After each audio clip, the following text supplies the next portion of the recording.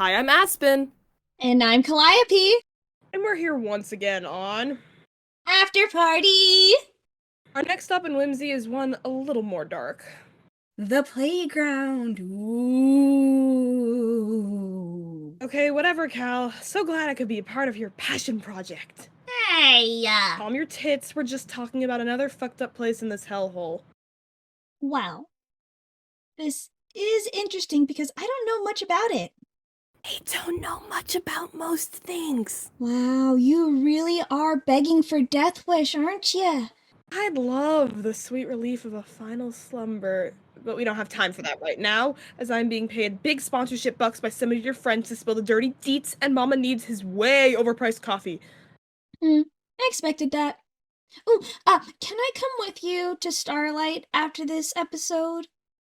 I want to try their lavender hot chocolate. Whatever, nerd, sure, but let's get into this already. The playground is the first hotspot in our properly chaotic tour of less than desirable locations of Whimsy, and it's one you really don't want to find yourself in. Although this location looks different every time, we call it the playground because the first recorded time someone was there, it took the form of a bright pink kids' playground. The playground shows up for the dreamers while they're sleeping, and to no one's surprise, Whimsy plays its fucked up games with them. Spin. Hal, hush and let me finish. The playground is a nightmare created by Whimsy. I didn't mean games figuratively. The playground is literally a series of challenges that you have to make your way through in order to leave or beat the game. Oh, that's so scary. We've actually had a close encounter with it before. Remember that one time we were walking through the candy forest feeding birds, and I forced us to turn around and head back to the library? I guess? Julio, well, with your goldfish memory, that's to be expected. You can actually smell it from really far away. It's like earthy and kind of pungent, but not in the way moss or mud smells. The playground smells really strongly of a farm. Why? Whimsy chooses hay as the floor for all of its farms. How do you know that? I went there once. What? I feel like you've been to all these fun places without me. Alright, listen. You were off trapezing with some of your friends, probably getting high on fizzy. It makes everything so much more fun. Still, Wait.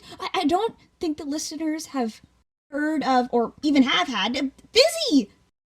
Permission to tangent. why not? Not like I was talking. Okay, real quick tangent for our lovely listeners. Fizzy is basically, like colored smoke. It comes in a bottle and you open it and inhale it. And when we say you get high, we don't mean like illegally. We mean like literally. It fucks with your gravity and you get all like floaty and stuff. It also tastes sickeningly sweet. Sure you don't hate it because... No! Shut up! It's because it's gross! Some Willy Wonka bullshit Whimsy made up. Alright. Because one time, I swear I saw you. Anyways, I was wandering the woods a few years ago during a storm, looking for some worms, as you do, and I started to smell something, but I didn't think anything of it. And then I saw the hay. It was scattered at first, but it covered the ground more and more until it was literally fucking everywhere. Ooh. Just wait! And I came into this clearing, and it looked like I had just walked into Calliope's mind. Bright pink circus tent, glowing Ferris wheel, rides, though they were empty, and the entire place was covered in pink clouds of smoke.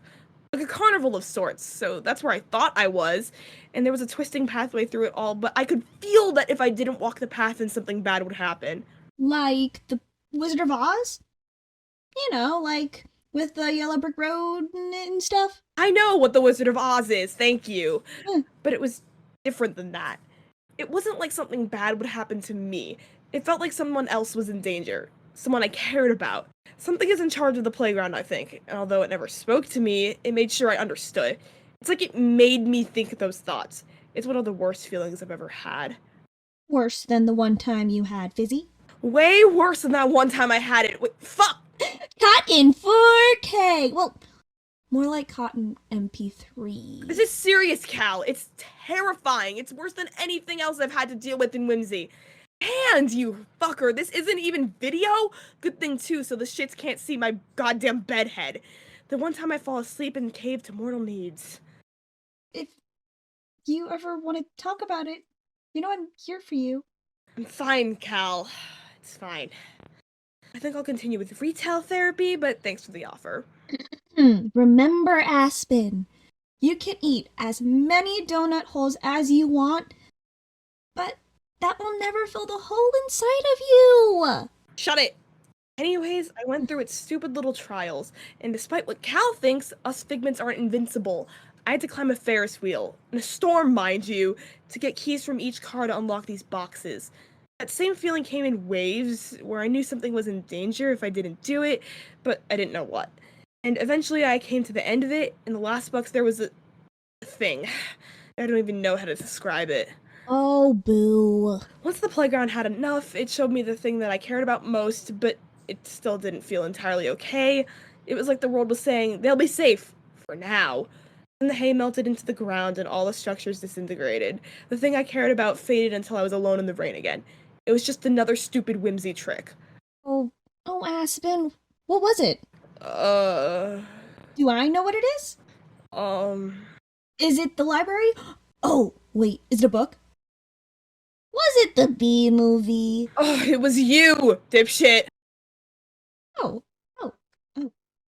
Yeah, Oh! Do you like me? as if you're the worst person I've ever... How embarrassing for you. Cal, if you speak one more word, I swear you won't make it out of this library alive. Okay, but we will talk about this later. Deal, but only because... You like me? That's it!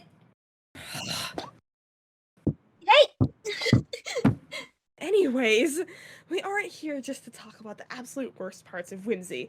We're also your tour guides of the still terrible but slightly more mild bad parts. Yeah, and when we're not busy recording, we get up to lots of fun stuff in Whimsy when killing time. So we don't kill ourselves. Aspen! Really, folks, as much as this place sucks, it's mainly not nightmares, just mine. Just because you're a pessimistic little piss baby who whines like it's their job. Yeah. Aside from the playground, we have other locations like the previously stated library and an actual carnival, not the fucked up nightmare one, that Cal and their friends hang out at sometimes. Our friend. Keep telling yourself that. And there's also places that only Whimsy or Dot can access. Like the weather boat. Oh, the weather boat is a flying sailboat that controls all the weather in Whimsy. From the purple skies to the raining sprinkles. You make it sound like Candyland. We also have massive storms called brainstorms that make it hard to travel between Afterglow and Whimsy. Things get all fuzzy and stuff. It happens when Whimsy tries to create new ideas. It's kind of like a hurricane, except when it finishes, you're not left with debris, but a whole new landscape in dreamland. That's why it's taking forever to record this stupid thing. Can't we say one thing about Whimsy without making it sound all big, bad, scary times? And those only really happen when someone messes with Dot. Oh, some kids like to try and climb up into the boats, which is a big no-no. I don't understand why anyone would do that. I would never. Does it maybe have something to do with the, heights the boat is at? For the last time, Cal, I don't have a fear of heights. It's okay to admit you don't like heights. I don't like mimes. It's not that I don't like it, it's just that it's unreasonably tall, like you. Oh, is someone angry?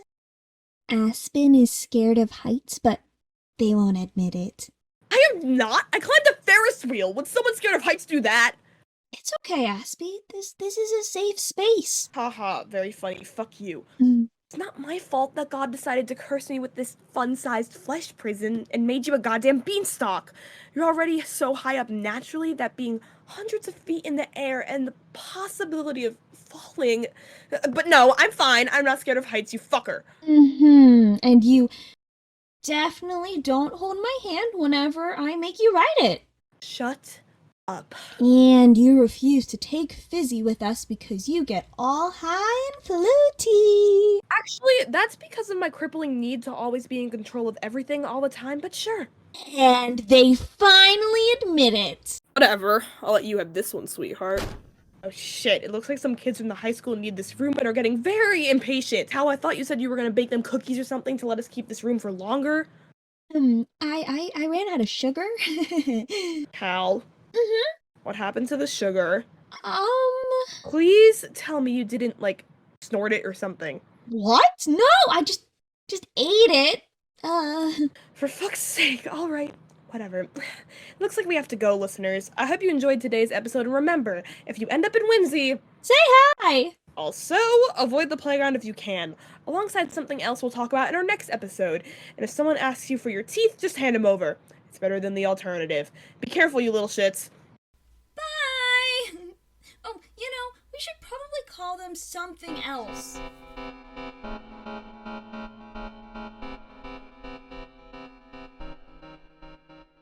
HB voices Aspen. Jenine, Florence, Jacinto voices Calliope. This episode was written by Liz, Alex, Ella, Zell. Music by Alex. Editing by Charlie. You can follow the Afterglow universe and our other projects at the Town of Afterglow on Instagram and TikTok. Thank you so much for listening.